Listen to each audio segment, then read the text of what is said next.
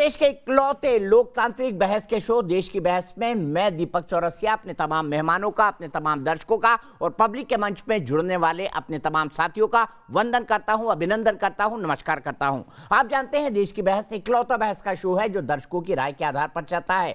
हम आपको 3 टॉपिक्स देते हैं जिनमें से एक टॉपिक आप वोट के जरिए सुनते हैं जिस पर हम बहस करते हैं। आज आपने जिस टॉपिक को चुना है वो है खूंखार तालिबान की मदद से पाकिस्तान के नापाक मंसूबे क्या। इसे 70% लोगों ने वोट देकर देश की बहस का मुद्दा बनाना चाहा है। आप जानते हैं तालिबान जल्द ही अफगानिस्तान में सरकार बना सकता है। पूरी दुनिया में इस पर उहापोह चल रहा है कि तालिबान को समर्थन दिया जाए या फिर नहीं दिया जाए। इसी बात को लेकर मंथन चल रहा है। भारत ने अभी तक अपने पत्ते नहीं खोले हैं। भारत का जोर इस बात पर है कि वहां से भारतीयों को वहां से अफगानिस्तान में जो हिंदू रह रहे हैं, जो सिख रह रहे हैं, गुरु ग्रंथ साहब को लाया जाए। ये भारत की सबसे बड़ी चुनौती है और भारत इसके लिए बाकायदा एक अभियान चला रहा है। अमेरिका भी अपने देशवासियों को वहां से निकालने की कोशिश कर रहा है। ठीक ऐसा सभी देश भी कर रहे हैं। सभी देशों में मंथन चल रहा है कि तालिबान अगर सरकार बनाए तो किस तरीके की होगी। क्या तालिबान अपना खूंखार चेहरा, जो पुराना उसका खूंखार चेहरा था, विभत्स चेहरा था, क्या वो फिर पालेगा। तालिबान अपने आप को बदला हुआ दिखाने की बहुत कोशिश कर रहा है, लेकिन क्या तालिबान बदल पाएगा, ये भी सबसे बड़ा सवाल है। ऐसे में पाकिस्तान क्यों खुश हो रहा है? क्योंकि पाकिस्तान ने ही पिछले 20 सालों से तालिबान को प्रश्रय दिया, तालिबान को प्रशिक्षण दिया। तालिबान की टॉप लीडरशिप जब अमेरिका उन्हें ढूंढ रही थी उससे अपने देश के अंदर छुपाए रखा। बदले में वॉर ऑन टेरर के नाम पर अमेरिका से तगड़ा पैसा लिया और उल्टा उसे तालिबानियों पर खर्च किया ताकि वो अमेरिकी कब्रें ही खोद सके। ऐसे में सवाल यह है पाकिस्तान की क्या है नापाक मंसूबे। पाकिस्तान को अब यह लगता है कि ये तालिबानी अब जाकर जम्मू कश्मीर के अंदर कुछ खुराफात करें, लेकिन भारत ऐसा होने नहीं देगा। तो क्या है पाकिस्तान के नापाक मंसूबे, इस पर हम बात करेंगे। कई सारे खास मेहमान जुड़ेंगे पब्लिक के मंच में। हमारे साथ गाजियाबाद से उमेश शर्मा जुड़ेंगे, राहुल शर्मा जयपुर से जुड़ेंगे, साकेत भारद्वाज दिल्ली से जुड़ेंगे और प्रशांत गुप्ता नोएडा से जुड़ेंगे। लेकिन सबसे पहले देख लेते हैं तालिबान के मसले पर आज क्या है अपडेट। और साथ ही साथ हमारे साथ हशमत गनी साहब जुड़ेंगे जो कि राष्ट्रपति रहे अशरफ गनी के ब्रदर हैं, भाई हैं, और उन पर यह आरोप लगा है कि वो मुश्किल समय में देश छोड़कर क्यों भाग गए। यह सवाल भी उनसे पूछा जाएगा। लेकिन सबसे पहले देख लेते हैं आज का अपडेट। तो आइए सबसे पहले आपको बता दें देश की बहस में हमारा आज का सवाल क्या है, क्योंकि हम आपसे एक सवाल पूछते हैं और उसी के आधार पर हम बताते हैं देश की बहस के दर्शक इस सवाल पर क्या सोचते हैं। क्या अंतर्राष्ट्रीय समुदाय को तालिबान को मान्यता देनी चाहिए? सिर्फ कुछ ही देशों ने अभी मान्यता दी है जिसमें चीन और पाकिस्तान शामिल है। यस और नो में आपका जवाब होना चाहिए। आप हमें हमारी वेबसाइट पर जाकर जवाब दे सकते हैं। आप हमारे मोबाइल ऐप को डाउनलोड कर सकते हैं जिसे डाउनलोड करना बेहद आसान है। आप हमारे ट्विटर हैंडल पर जा सकते हैं। आप हमारे फेसबुक पेज पर भी जाकर वोट कर सकते हैं। कार्यक्रम के बारे में कोई राय है, सुझाव है, आप शो के अंदर शामिल होना चाहते हैं तो हमें 9711002266 पर व्हाट्सएप करें। सबसे पहले अपने पूरे पैनल को इंट्रोड्यूस कर देता हूं। मेरे साथ तारिक फतेह साहब हैं, कैनेडियन जर्नलिस्ट हैं और राइटर हैं और भारत के सच्चे मित्र हैं। मेरे साथ retired lieutenant general Gurmeet Singh साहब हैं जो कि farmer deputy chief of army staff हैं। मेरे साथ मेजर जनरल रिटायर्ड के सिन्हा है जो जाने माने रक्षा विशेषज्ञ हैं। मेरे साथ अब्दुल समद याकूब साहब हैं जो कि फाउंडिंग मेंबर है पीटीआई के, पाकिस्तान तहरीक इंसाफ, जो कि इमरान खान की पार्टी है। मेरे साथ डॉक्टर इरशाद अहमद खान साहब हैं जो लीडर हैं पाकिस्तान मुस्लिम लीग नवाज शरीफ की पार्टी के। याकूब साहब, आपने तो इरादे जग जाहिर कर दिए कि तालिबान के लड़ाके अब जाएं और कश्मीर के अंदर जो अमन चैन फैला हुआ है उसको बर्बाद करें। ये तो आपके जो रिप्रेजेंटेटिव्स थे ये पाकिस्तानी चैनलों में जा जाकर बोल रहे हैं। अब बताइए, अब आप अपना चेहरा कहां छुपाएंगे आप?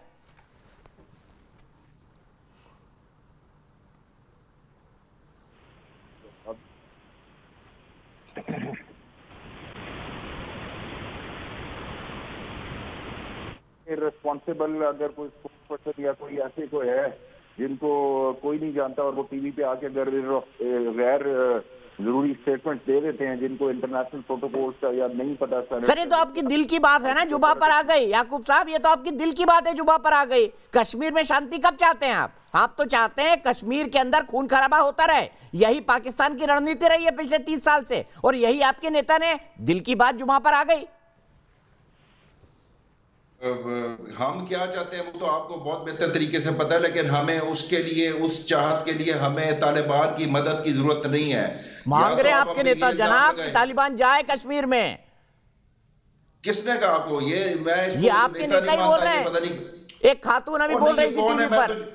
तो ये खातून कौन है? मैं जानता नहीं, मैंने पहली बार दोबारा इसको सुनवा देखा। देते हैं ये आपको। अगर आप इर्रेस्पॉन्सिबल जानते नहीं तो पाकिस्तान टीवी नहीं। चैनल वालों को बोलो कि उनको पीटीआई का रिप्रेजेंटेटिव मत बताएं। सुनवा देते हैं आपको। सुन नहीं, लीजिए ना उनको समद याकूब साहब, आप शायद पहचान जाए खातून को। आप खातून को शायद पहचान जाए। सुन लेते हैं एक बार फिर से।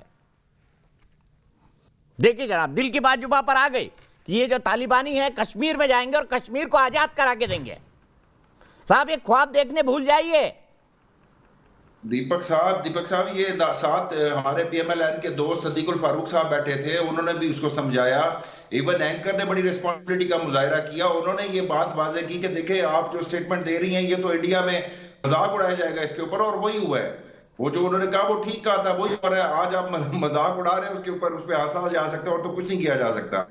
हमने और देखिए आप ये कह रहे हैं कि तालिबान कितना सुधर गया। देखिए इस्लामिक दरवाजा तोड़ रहे हैं। ये कहां सुधर गए?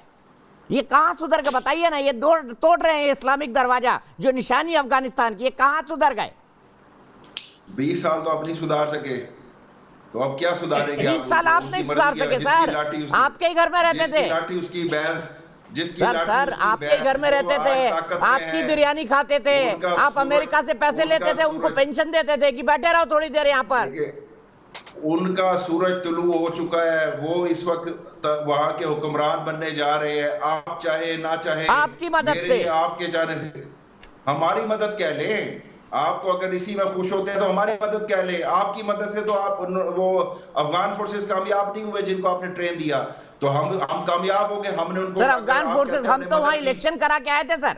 हमने संसद भवन बनाया, हमने वहां पर सड़कें दी, हमने नई नई बिल्डिंगें दी, हमने अफगानिस्तान में बिजली दी, हमने अफगानिस्तान को इंफ्रास्ट्रक्चर दिया। आपने क्या दिया? आतंकवाद, AK-47, नशीली दवाइयां, और क्या दिया आपने अफगानिस्तान को बताइए? आप दीपक साहब, आपने सिर्फ $3 अरब के वहां पे इंफ्रास्ट्रक्चर बनाया है, $3 अरब के, और $28 अरब का अमेरिका ने वहां पे असला छोड़ा है। वो $3 अरब काउंट नहीं होंगे, अब उनके पास $28 अरब का असला है। तो आप जो कर सकते हैं आप उनका। तारिक फतेह साहब के पास सीधा चलता हूं। तारिक फतेह साहब, पाकिस्तानी इस पे खुश क्यों हो रहे हैं? मुझे समझ नहीं आ रहा है। इनको समझ नहीं पड़ रहा है कि जो सांप इन्होंने अपने आंगन में पाला था एक दिन जरूर डसेगा इनको। इसमें हैरानी की क्या बात है? ये तो पाकिस्तानियों का पाकिस्तान बनते वक्त यही मकसद था। पहली दफा इन्वेजन जो ये 1948 में कश्मीर की इन्हीं ट्राइबल पश्तून्स को इन्होंने आम करके भेजा था गिलगित बल्तिस्तान में और मुजफ्फराबाद तक। तो इसमें कोई चौंकाने देने वाली बात नहीं है। इसका जवाब हिंदुस्तान नहीं देने पे ज्यादा अफसोस है कि वो लोग जो हिंदुस्तान के हिंदुओं के दुश्मन हैं, यानी नफरत से पेश आते हैं, और उनको कभी ये समझ नहीं आया कि ये जो मुगल और सारे गए थे ये वहीं से आए थे, और इन सब की जो माएँ हैं वो हिंदू हैं, लेकिन इनकी कभी लॉयल्टी जमीन से नहीं रहेगी, ये आप समझ लीजिए।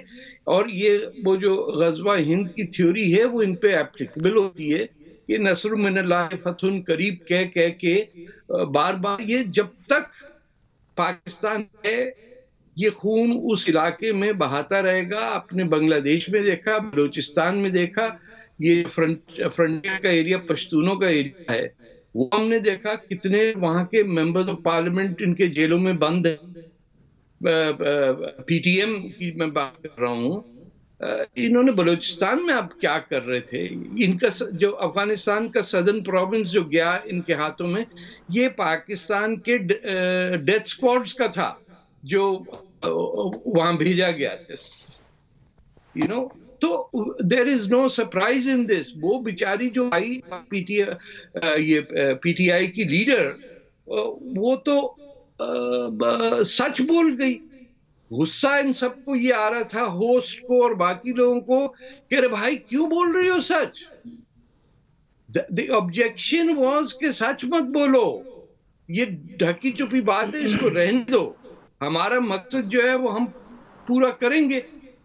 एंड तालिबान हो या पाकिस्तान हो, इट्स द सेम थिंग। जो रूलिंग एस्टेब्लिशमेंट है पाकिस्तान की, उन्हीं को बनाया हुआ है ना तालिबान। ये आपने बनाया था सोवियत यूनियन के अगेंस्ट, इसको रेगन ने भी घर में पाला, अमेरिका भी ने किया। और ये जो काबुल में प्रेसिडेंशियल हाउस हैंडओवर हुआ, वो अमेरिकन फोर्सेस ने किया उन लोगों को जो उर्दू बोल रहे थे। ये ट्रांसफर ऐसा नहीं हुआ है, ये लिखा हुआ था। ज़ल्मे खलीलजाद जो पाकिस्तान के एजेंट हैं, हमेशा से उन्होंने पाकिस्तान का हिस्सा लिया है, वो मुल्ला बरादर को कराची के जेल से छुटवा के बाय एयर ले जाके कतर के अंदर बिठवा दिया।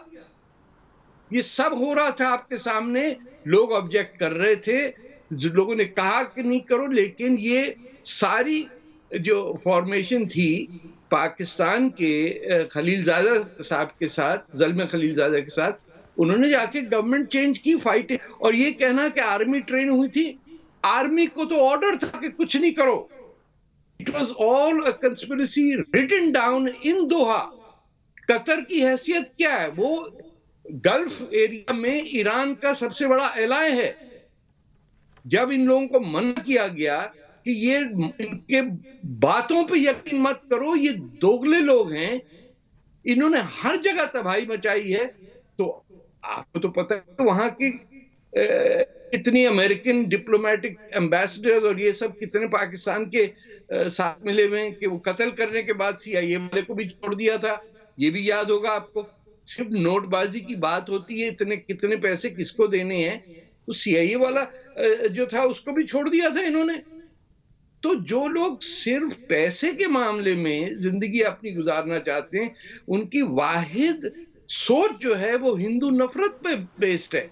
ठीक है, यहीं से मैं खान साहब के पास चलता हूं। डॉक्टर खान, बिल्कुल सही कहा तारिक फतेह साहब ने, तालिबान और पाकिस्तान एक ही सिक्के के दो पहलू हैं। ये वही तालिबानी है जिनको 21 साल 20 साल से आप पाल रहे थे, आप खाना खिला रहे थे, बिरयानी खिला रहे थे, उनको ट्रेन कर रहे थे। मुल्ला बरादर को आपने जेलों में छुपा कर रखा हुआ था ISI और CIA का ऑपरेशन करके, ताकि प्रोटेक्ट कर सके मुल्ला बरादर को, ताकि आगे जाके वो राष्ट्रपति बन सके। यही थी ना आपकी रणनीति? दीपक, शुक्रिया। पहले तो ये है कि जो आपके लिए बोले, जो आपका एजेंट हो, जो आपके लिए राम राम करे, आप उसको सच समझते हैं सब कुछ। ये तारिक फतेह साहब आपकी जुबान बोलते हैं, आपके मुल्क की जुबान बोलते हैं। अल्लाह इनको हिदायत दे, ये मुसलमान है, क्यों मुसलमानों के खिलाफ जहर उगलते हैं, पहले तो मुझे ये आज तक पता नहीं चला। ये मैंने एक दफा बदतमीजी की थी इनके साथ, मुझे बड़ा अफसोस हुआ था। ये मुझसे बड़े हैं उम्र में, तो मुझे अफसोस हुआ था, लेकिन ये मेरे ख्याल बदतमीजी करवाना चाहते हैं अपने साथ। सबसे पहले तो ये। दूसरी बात, ये तालिबान ने क्या किया? तालिबान ने अपना मुल्क हासिल किया जद्दोजहद के बाद। पूरी आलम कुफर, मैंने आपके उस दिन भी प्रोग्राम में कहा था, पूरे आलम कुफर ने जंग लड़ी, उनसे जंग लड़के करके उन्होंने अपना मुल्क हासिल किया। और दूसरी बात आप ये कर रहे हैं कि इनके साथ किसकी, हमारी आर्मी की सपोर्ट थी या हमारी एस्टेब्लिशमेंट की। मैं सबसे पहले कहूंगा कि उनके साथ अल्लाह की मदद थी, अल्लाह ताला की मदद थी। और जिसकी अल्लाह मदद करे और अल्लाह का नबी मदद करे, मेरे ख्याल दुनिया में कहीं हारेगा नहीं, वो सुरखरू होगा पूरी दुनिया में। और अल्लाह तो आपके साथ भी है, तो कटोरा लेके भीख क्यों मांगता है पाकिस्तान? ये भी बता दीजिए ना।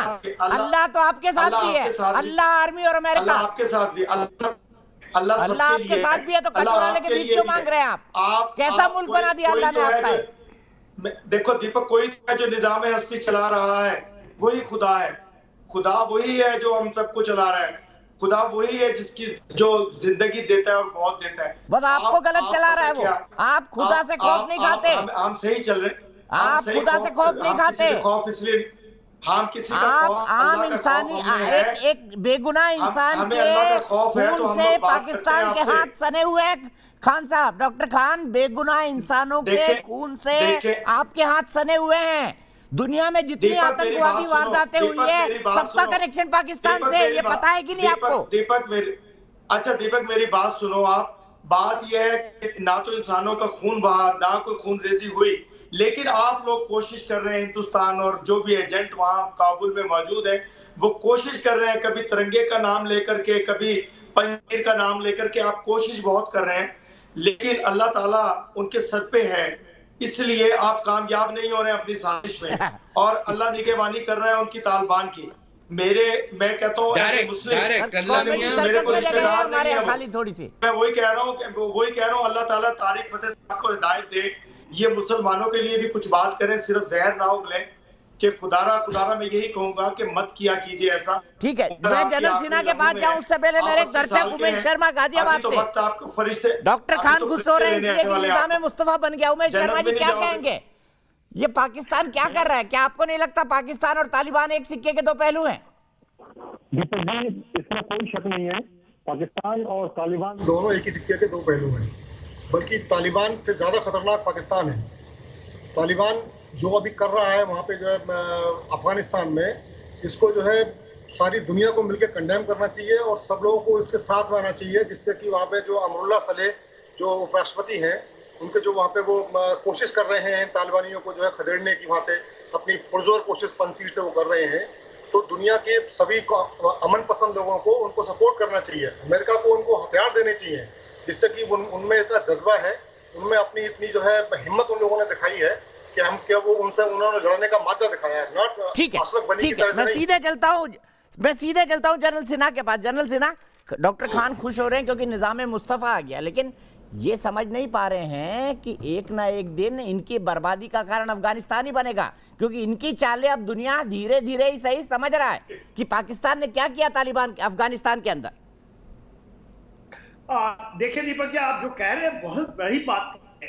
देखिए क्या होता है, जब आप जिन को खाते हैं तो जिन को बॉटल से निकालते हैं तो जिन आपको ही खाता है, और इनको काफी पता है जिनकी कहानी तो इनके ही घर से शुरू हुई और इसका नमूना तो मिलना शुरू हो गया।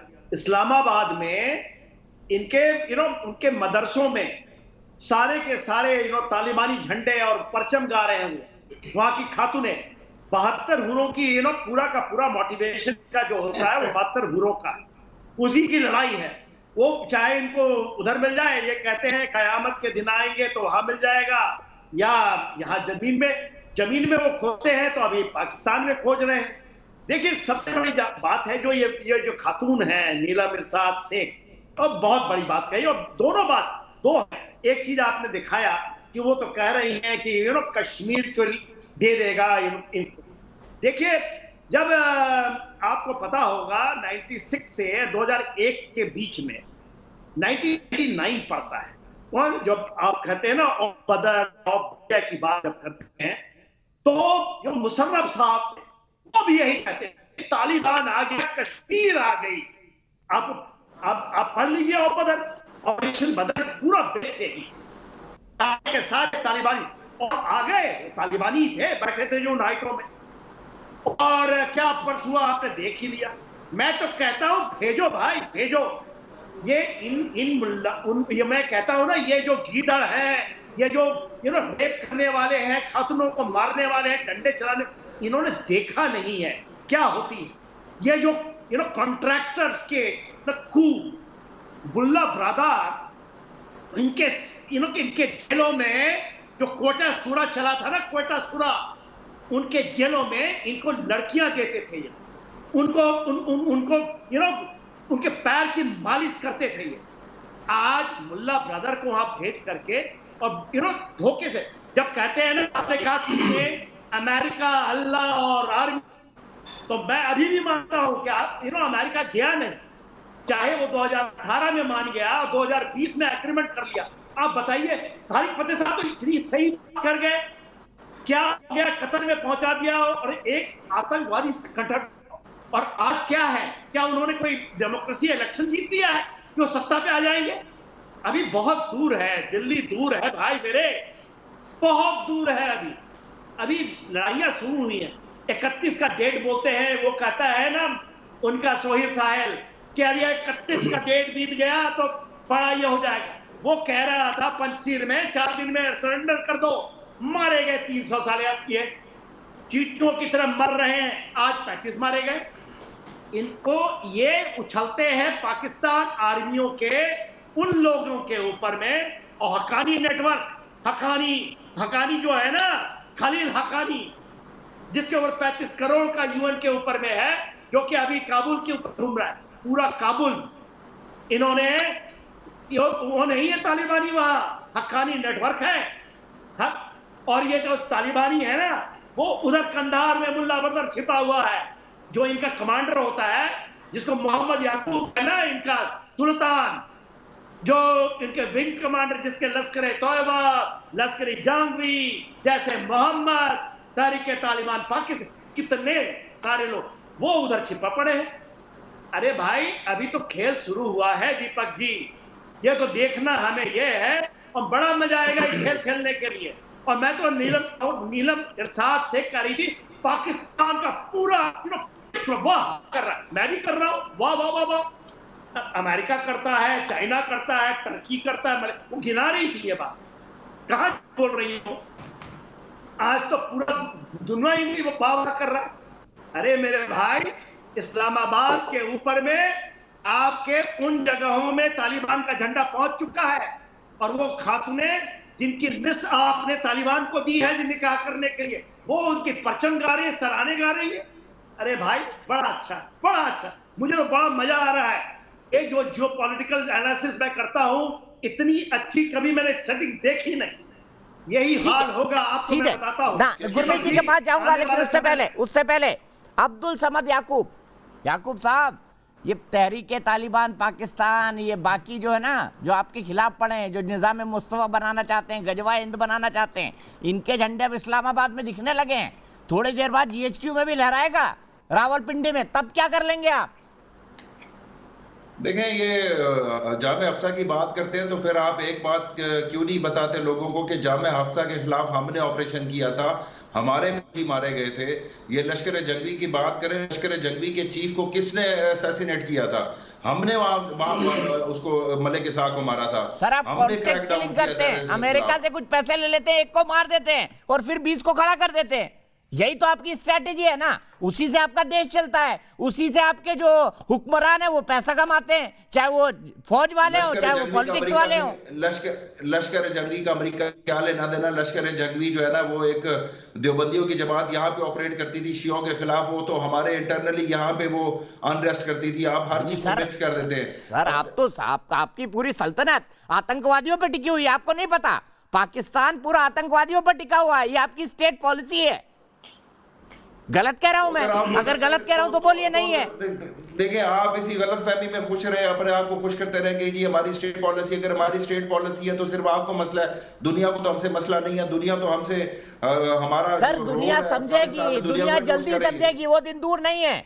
20 साल देख लिया उन्होंने तालिबान को, अब पाकिस्तान को भी देखेंगे। लेफ्टिनेंट जनरल गुरमीत सिंह जी, 2001 में क्या अमेरिका ने स्ट्रैटेजिक गलती की? अफगानिस्तान के साथ साथ उसको पाकिस्तान को भी निपटा देना चाहिए था।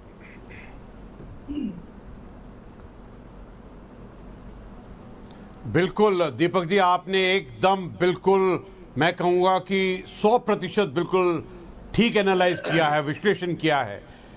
अमेरिका ने सबसे बड़ी गलती ये की कि टेररिज्म का जो सेंटर ऑफ ग्रेविटी है, जहाँ से टेररिज्म उत्पन्न होती है, फाउंटेन हेड है, उसको टारगेट करना चाहिए था। उनको सबसे बड़ी जो सक्सेस मिली वो ओसामा बिन लादेन को जब मार गिराया अबोटाबाद के अंदर में, पाकिस्तान के अंदर में, वो उनकी सबसे बड़ी सक्सेस थी। देखिए दीपक जी, एक बात पक्की है कि जो पाकिस्तान की गलत फहमी है, जो उनका भ्रम है, उसका कोई इलाज नहीं है। जो उनकी नापाक मंशा, नीयत और ख्वाब है, उसका कोई भी इलाज नहीं है। उसका तो एक्चुअली जो होगा इनके सामने में आ जाएगा, क्योंकि जिस प्रकार से पाकिस्तान पूर्ण रूप से फेल हो गया है और जिस प्रकार उनके ऊपर में अभी ये ऐसा संकट आने वाला है, ऐसा रिवर्स आने वाला है, उनको पता नहीं लगेगा क्या हुआ। उनका जो टूटना, उनका जो टुकड़े होना, उनका जो सेल्फ डिस्ट्रक्शन है, एक मिनट के लिए रुकूंगा, क्योंकि इस वक्त मेरे साथ अफगानिस्तान से सीधे हशमत गनी साहब जुड़ गए हैं, जो कि अशरफ गनी, जो प्रेसिडेंट थे अफगानिस्तान के, उनके भाई हैं।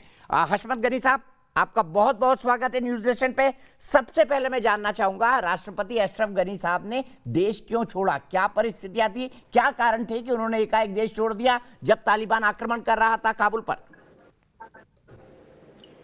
देखिए, आप लोगों को और इंडियन जो ऑडियंस है उनको सलाम है मेरा। आपको भी बहुत बहुत सलाम। तो इधर एक हशमत साहब, आपको भी बहुत बहुत सलाम। शुक्रिया जी।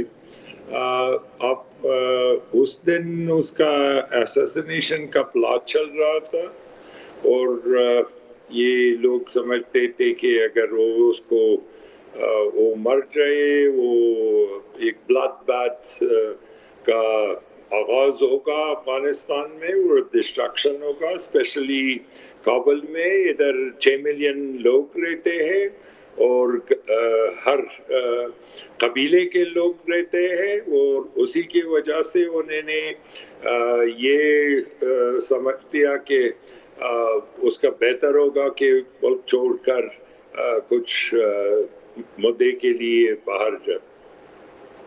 आप मुझे बताइए, कौन लोग थे जो उनकी हत्या, असैसिनेशन प्लान कर रहे थे? क्या तालिबान था या तालिबान का कोई स्प्लिंटर ग्रुप था या और कोई लोग थे?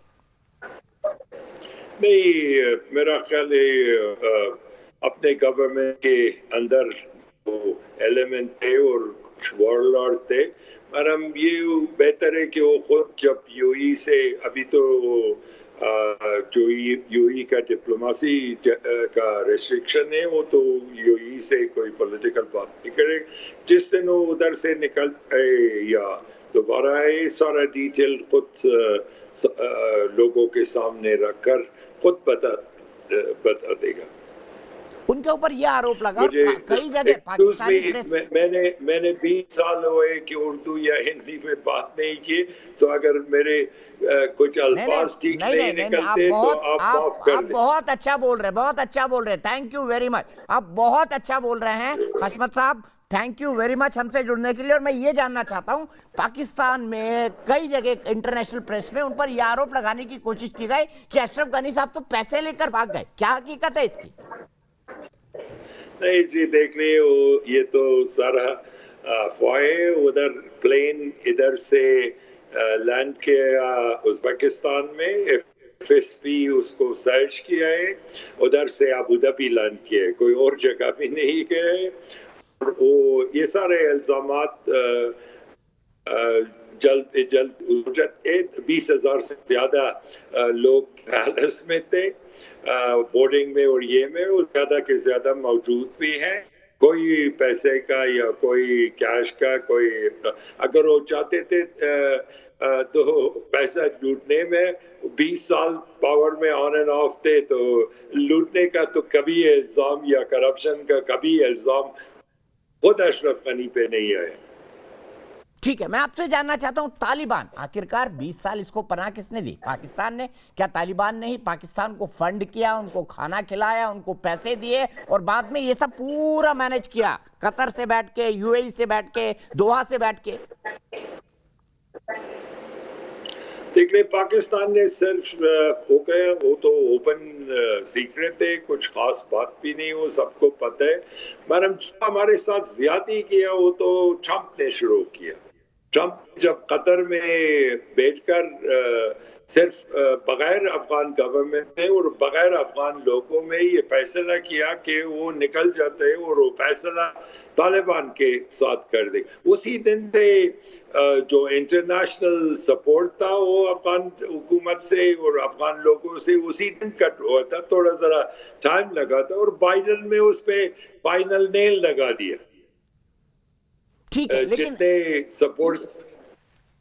जितने सपोर्ट अमेरिकन लोग किए हैं वो तो ठीक है, मगर जितने ये दो आदमी ने ज्यादा किया अफगानों के साथ, वो तो मेरा ख्याल है कभी तारीख में नहीं बोलेगा। मुझे ये बताइए, अफगानी आर्मी जो हाईली ट्रेंड है, जिसके पास इतने अत्याधुनिक हथियार थे, मॉडर्न उसके पास असला था, वेपन्स थे, उसके बाद भी उन्होंने तालिबान से फाइट क्यों नहीं किया? क्या कारण लगता है आपको इसके पीछे? मोरल भी 66,000 Afghan soldiers died in a war. हमारे जो सेमेंट्रीज है, अगर आप देख लें ज्यादा रिज में आधा अफगान आर्मी का और कुछ लोग भी तालिबान के थे। हम मेरा ख्याल है मेरे लोग सारा लोग अफगानिस्तान में तंग आ गए किसी और का झगड़े में एंटर होने में। आप लोगों को भी मजाक नहीं कहता हूँ, सीरियसली कहता हूँ। अगर आपको कोई मसला है ISI के साथ तो उनके साथ सीधा लड़े, हमें छोड़ दे। अगर अमेरिकन को कोई प्रॉब्लम है रशियन के साथ या सेंट्रल एशिया के, उसको बात करते। हम हमारे 4 से ज्यादा हुए, हम किसी और के लिए लड़ते। हमारे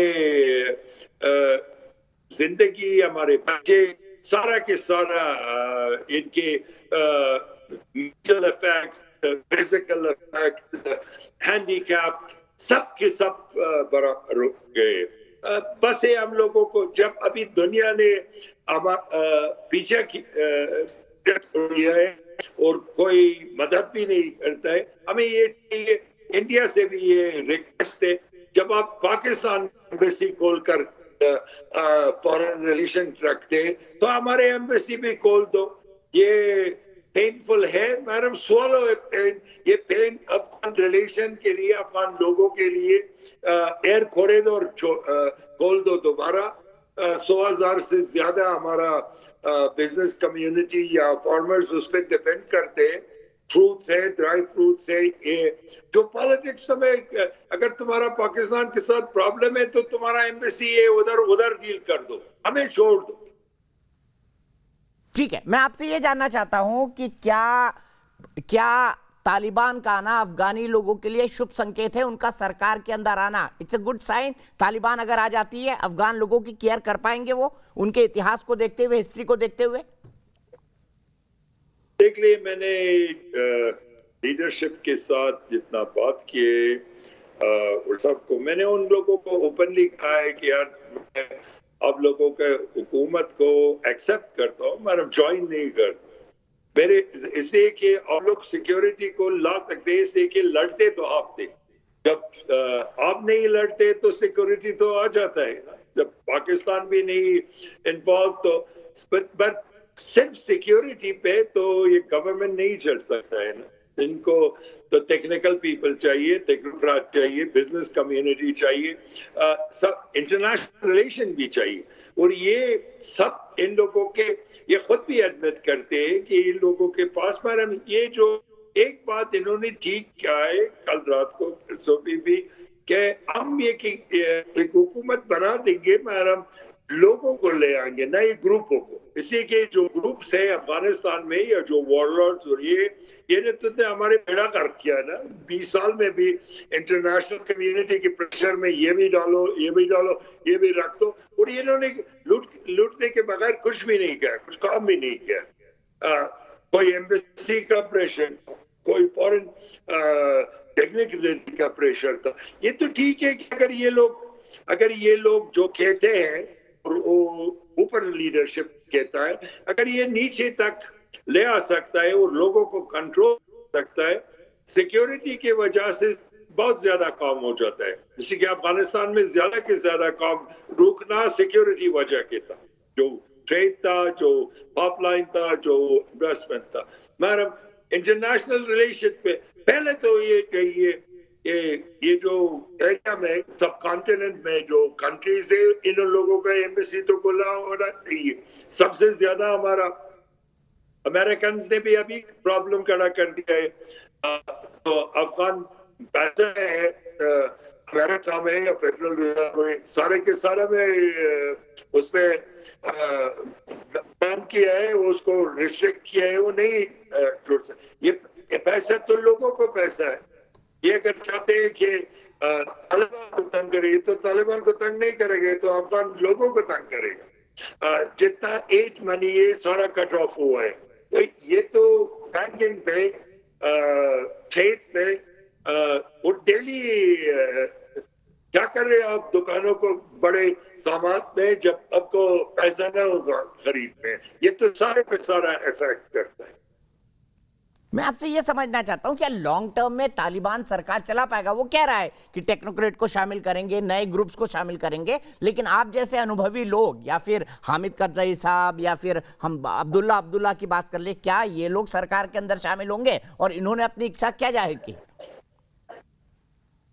ये लोग चाहते हैं, मेरा ख्याल है कि ये एक्सपायर लोगों को या हिकमतयार या दूसरे को, हिकमतयार को तो मैंने कल या परसों सोया कि उन्होंने ओपनली किया कि हम तुमको इंप्रूव भी करेंगे, और ये करज़ई अब्दुल्ला, और ये अब्दुल्ला मेरा दोस्त भी है, ये टाइम ये कि इन लोगों को छोड़कर जो सेलेक्टेड अफगान है या अब्दुल्ला को बैठकर कोई अगर अच्छा सा आदमी उसके पास स्मार्ट या टेक्नोक्रेट ये है वो लाए, नहीं ये ग्रुप को एलोकेशन अफगानिस्तान को तबाह किया है 40 साल में, ये कोई काम नहीं कर, फिर भी वही डीलिंग होगा, कोई मिनिस्टर किसी और की बात नहीं सुनेगा, कहते हैं कि मैं दूसरी अलग पार्टी से आया हूँ, उसकी सपोर्ट से आया, तो और अहमद करज़ई ने तो उसमें का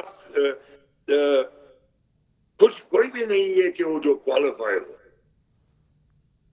ठीक है, आपको क्या लगता है लॉन्ग टर्म में तालिबान सरकार चला पाएगा, अफगानी लोगों के साथ इंसाफ कर पाएगा, जस्टिस कर पाएगा? International, to be very frank, मैं भी देखता हूँ, टू बी वेरी फ्रैंक, बगैर टेक्नोक्रेट पे, बगैर स्पेशलिस्ट पे, बगैर इकोनॉमी में, बगैर इंटरनेशनल रिलेशनशिप में और स्पेशली रीजनल रिलेशनशिप में, it's going to be difficult. I hope they can do it. ठीक है, For the sake of my people, I really hope they can do it. You really hope they can do it. लेकिन अभी तक की अगर leadership की बात की जाए तालिबान की, तो इनके पास टेररिज्म में या खौफ फैलाने में या लोगों को मारने में इसके सिवा कोई डिग्री नहीं है, चाहे वो मुल्ला बरादर हो, चाहे वो हक्कानी नेटवर्क वालों के बेटे हों, चाहे वो मुल्ला उमर के सिक्योरिटी एडवाइजर हों, जो अब सब सरकार में शामिल होने वाले हैं। इन लोगों में कितना इंटेलेक्चुअल ठहराव है, आपको क्या लगता है हशमत साहब? देखिए, इन लोगों में कुछ ना कुछ जो पॉलिटिकल जो पीछे आदमी है या जो वो विजन है, वो जो लोग जो सीनियर है, जो पहले बार गवर्नमेंट भी था तालिबान में, उन लोगों के माइंड पे ये है कि ये जरूरी है कि ये लोग, मैडम ये कितना सब लोग को कन्विंस कर सकते हैं उसके ऊपर, ये तो हो सकता है आइंदा दिनों में वो सामने आ जाए।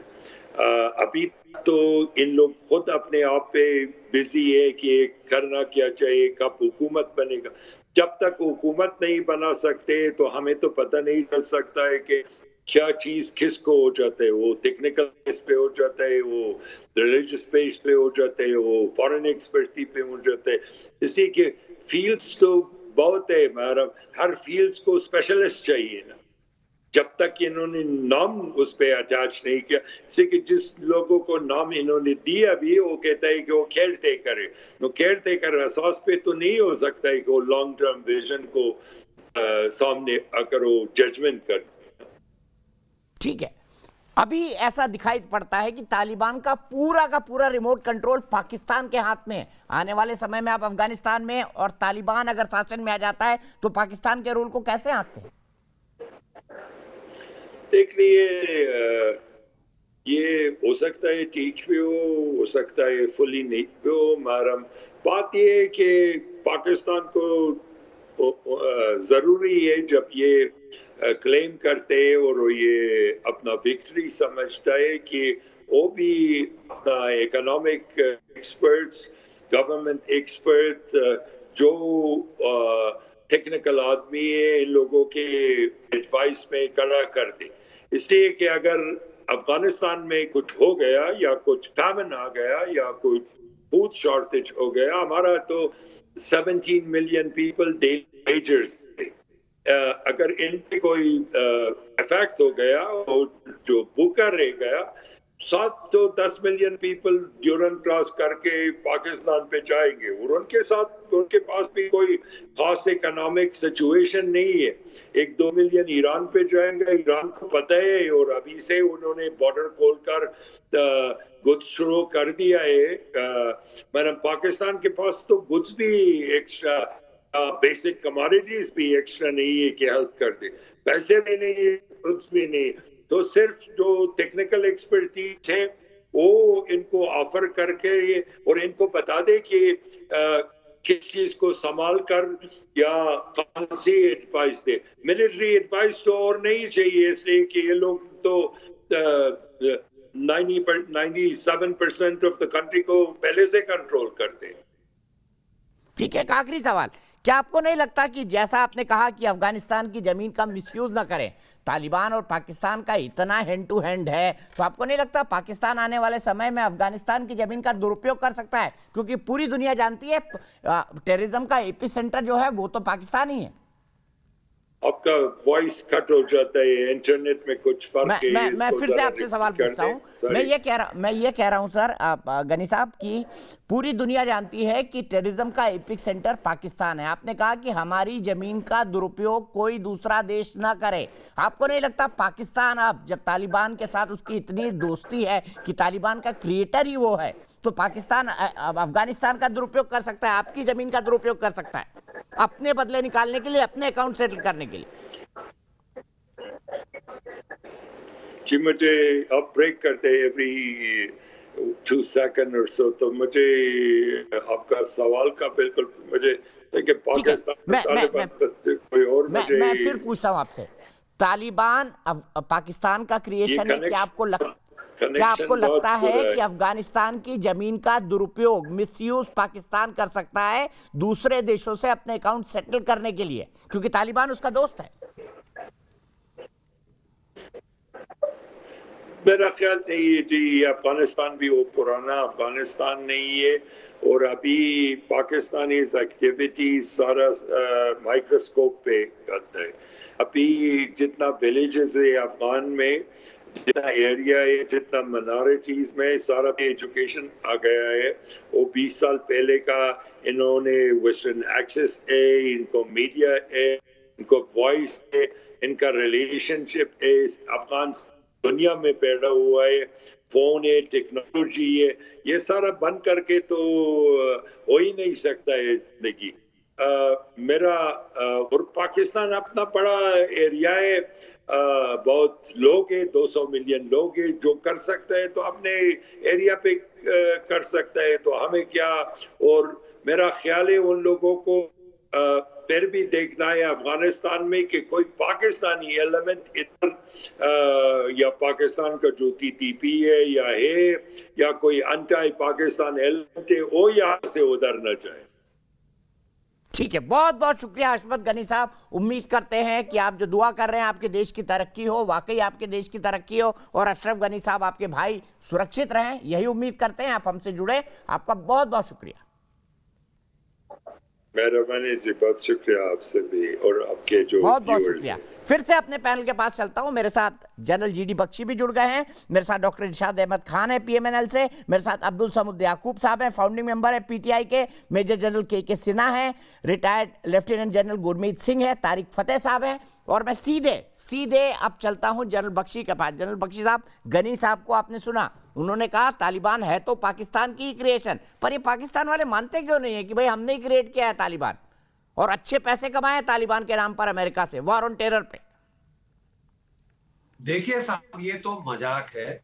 तालिबान को खड़ा करने वाले मेजर जनरल नासिरुल्लाह बाबर है।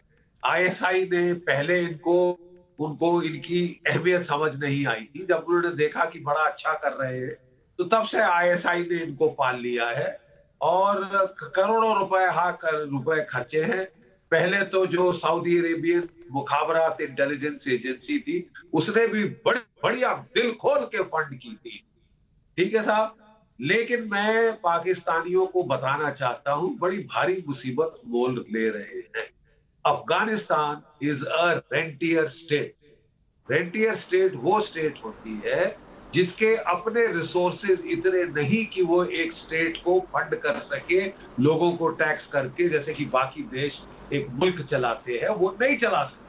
हमेशा बाहर से पैसा आया है अफगानिस्तान में स्टेट एस्टैब्लिश करने के लिए, चाहे अंग्रेजों ने दिया, चाहे रूसियों ने दिया, चाहे अमेरिकियों ने दिया, फिर अभी तालिबान ने दिया।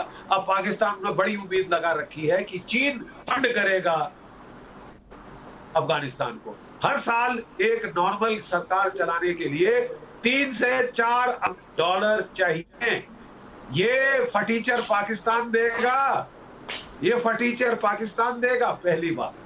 दूसरी बात समझ लीजिए, अफगानिस्तान का जो डेमोग्राफिक स्ट्रक्चर है, 50% जो अफगानिस्तान की आबादी है वो उज़्बेक है, वो ताजिक है, वो हजारा है, वो इस्माइली नूरिस्तानी है, जिनकी की कुत्ते बिल्ली का वैर रहा है शुरू से जो पश्तूनों के साथ। ठीक है, अब फिर आप देख रहे हैं कि पंजशीर में बगावत का झंडा खड़ा हो गया।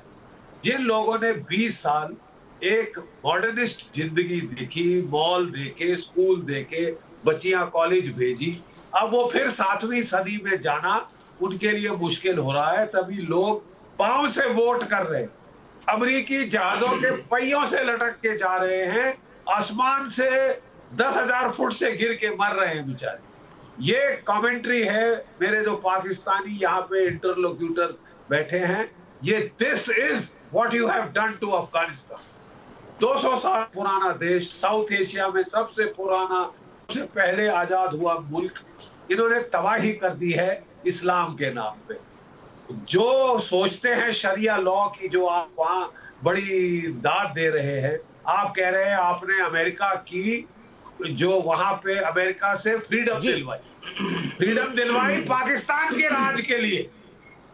अब ये उसका उल्लू खींचना चाहते हैं। देखिए साहब, कोई हद होती है लोगों की बर्दाश्त। ठीक है, अफगानिस्तान के लोगों की तो अत मारी जा चुकी। 1979 में सोवियत चले गए, तब से लेके अब तक बताइए क्या है, क्यों यहाँ पे अमन चैन शांति नहीं आई है? क्योंकि पाकिस्तान नहीं चाहता। ठीक है, यहीं से शुरू करूंगा जनबख्शी बात को, लेकिन उससे पहले राहुल शर्मा, मेरे एक दर्शक जयपुर से जुड़ गए हैं, यहीं से शुरू करूंगा, क्योंकि पाकिस्तान ने अपने आतंकवाद के एक्सपेरिमेंट की धरती बना ली है। राहुल, क्या कहेंगे जो हालात है अफगानिस्तान में उसके बारे में? Thank you sir. सर, जिस तरह से तालिबानियों का विध्वंसक और आतंकी रूप आज पूरी दुनिया देख रही है, और हथियारों के बल पर जो सत्ता हासिल की गई है, हजारों हजार लोगों की हत्याएं करके, महिलाओं के ऊपर सरेआम अत्याचार किए गए हैं, मानव वहां पे सुरक्षित नहीं है, तो मानव अधिकारों की तो बात ही करना छोड़ दीजिए वहां पे।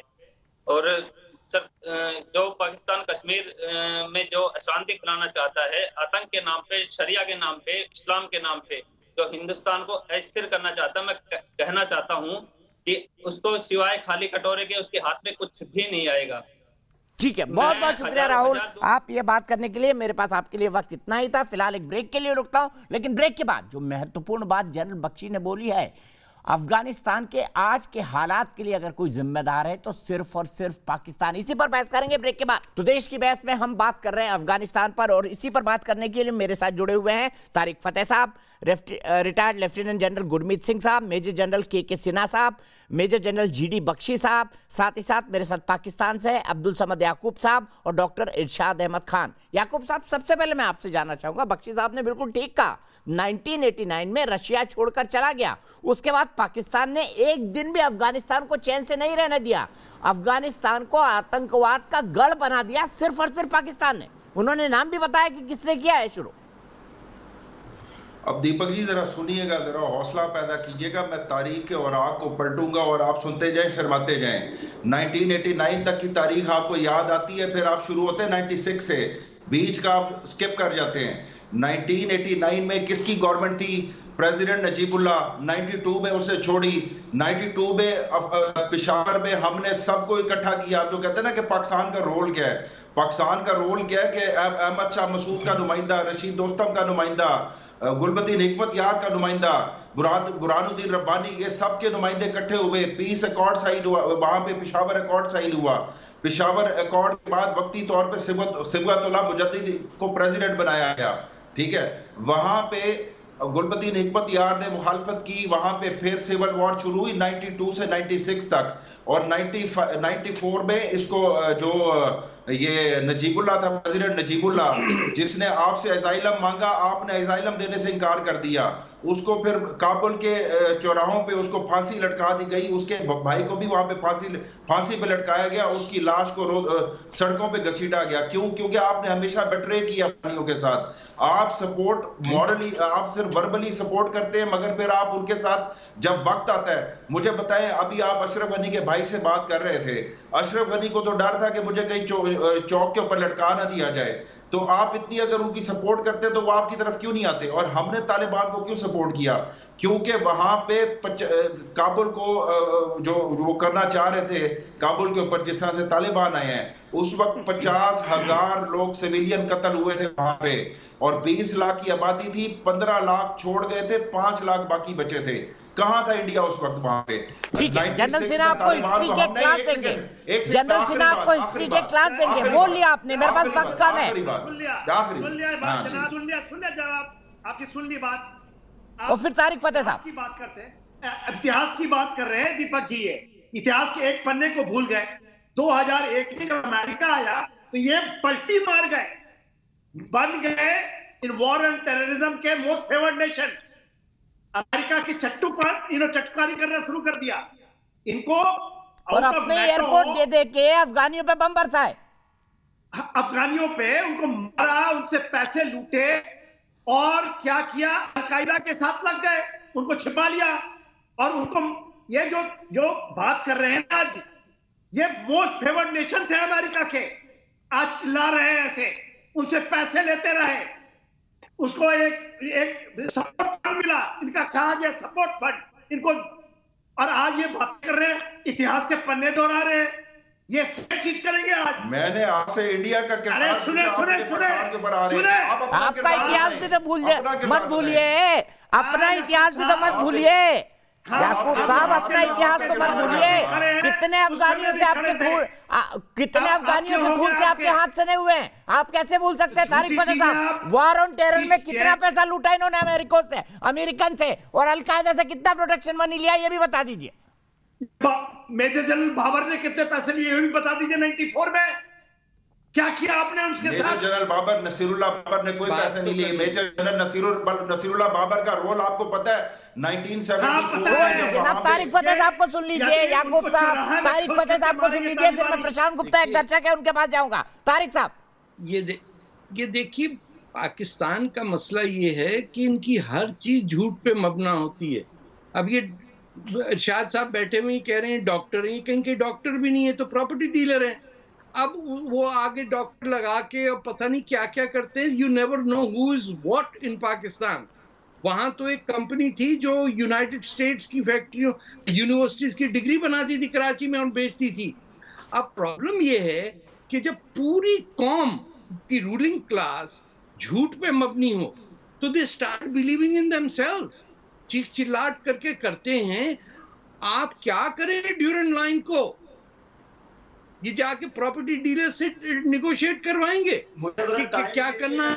ना तालिबान, देखिए मेरी बात सुने, ना तालिबान आपकी ड्यूरेंट लाइन एक्सेप्ट करता, आपको शाह नहीं किया था, ना भैया मेरी बात सुनो, डॉक्टर मत के आपका एक तो डॉक्टर सूट पहन के आ गए हो, पाकिस्तानी मैंने देखा नहीं है दुनिया में। अरे आप जाती तौर पे जाती हमले करते हैं, आपको शर्म नहीं आती है? हमले क्या, मैं बता रहा हूँ, एग्जांपल दे रहा हूँ। मैं आपको कहता हूँ, मैं एग्जांपल दे रहा हूँ कैसे चलता है आपके यहाँ। तो उसको मैं फांसी लगा दूं। भाई तुम्हारा लीडर तालिबान खान नाम है उसका, दुनिया में कहीं मिल गए ना? तुम्हारे लीडर का नाम तालिबान खान है। आपके साथ कि आपको ऐसा क्या वादा करते, याद रहेगा, आप नस्ल याद रहेगी। क्या आप थ्रेटन कर रहे हैं? आप सिर्फ थ्रेटन करते हैं ना, आप मार देंगे आपको। बस शर्म आ गई है, आगे टाई लगाई हुई है, कितना नमक, ये 3-piece सूट क्यों पहना हुआ आपने? किस चीज का जश्न मना रहे हैं आप? हाईलाइट करने के लिए पाकिस्तान। अरे भाई आपको शर्म नहीं आती? आप मुझे बताइए क्यों डॉक्टर कहते हैं आप अपने आप को? भाई डॉक्टर कहाँ से हैं आप? इंजेक्शन लगवाना है, मैं ये बताओ कि इंजेक्शन लगवाना कहीं आपने? लगा दो इंजेक्शन लगाना, डॉक्टर इंजेक्शन लगाएगा। भैया जाओ, आपको आता है इंजेक्शन लगाना डॉक्टर? डॉक्टर साहब यही तो कह रहे हैं, पेश आया हूँ। ये आप असली डॉक्टर है ही नहीं, यही कह रहे हैं आपसे वो। अपने बारे में झूठ बोलते हो। आप बात ये है कि you not a physician, you did to PhD। तुमने बेवकूफ बनाया कि तुम डॉक्टर हो। दे देता हूँ आप भैया 3-3 सूट कहीं और जाके पहन के इम्प्रेस किया करो, ये जाने दो। हमले करते हैं आप, आपको शर्म नहीं मैं आती? आपको बता रहा हूँ आपकी औकात क्या है। जो टॉपिक आज आप के सुबह प्रोग्राम से में उसकी शाम बात झूठ कीजिए। बोलते हैं। आप बात आपको तो अभी तक ये नहीं पता कि आपका मुल्क टूट चुका है। शुरू हुई है, अभी आपका मुल्क पहले टूट चुका है। अब जब तालिबान हुकूमत बनाएंगे तो फिर भाई आप रेप गाना भी हिंदुस्तानी गाना गा रहे हैं डॉक्टर याकूब साहब, आप खुद हिंदुस्तानी गाना, खान साहब, डॉक्टर खान साहब आप खुद हिंदुस्तानी गाना गा रहे हैं। अभी तो पार्टी शुरू हुई है। चलिए मेरे दर्शक जुड़ गए, प्रशांत गुप्ता नोएडा से। प्रशांत बताइए क्या होगा अफगानिस्तान में? नमस्कार दीपक जी। नमस्कार। अफगानिस्तान के हालातों पे मैं यही कहना चाहूंगा, जो इस समय वहाँ के हालात हैं, जिस तरीके से वहाँ नृशंस हत्याएं हो रही हैं लोगों की, महिलाओं के और बच्चों के साथ बर्बरता की जा रही है, ऐसे में मैं चाहूंगा कि पाकिस्तान को तालिबान का समर्थन नहीं करना चाहिए। अगर इसके बाद भी वो तालिबान का समर्थन करता है, उसको लगता है कि वो तालिबान के कंधे पे बंदूक रख के चीन हमारे कश्मीर को हत्या लेगा, तो इसकी नापाक सोच है। ऐसा करना उसके लिए सही नहीं है। मैं पाकिस्तान को ठीक है, मैं सीधे आपके लिए, प्रशांत जी इतना ही वक्त है मेरे पास, मैं क्लोजिंग कमेंट के लिए जनरल गुरमीत सिंह के पास चलता हूं। जनरल साहब, अभी डॉक्टर खान ने गाना गाया, हिंदुस्तानी गाना गा के अपनी पार्टी का इजहार का, अभी तो पार्टी शुरू हुई है, मुझे बताइए पाकिस्तान की पार्टी कब खत्म होने वाली है? तो चीखें निकल गई हैं, पार्टी शुरू हुई और चीखें आपकी निकल गई फौरन।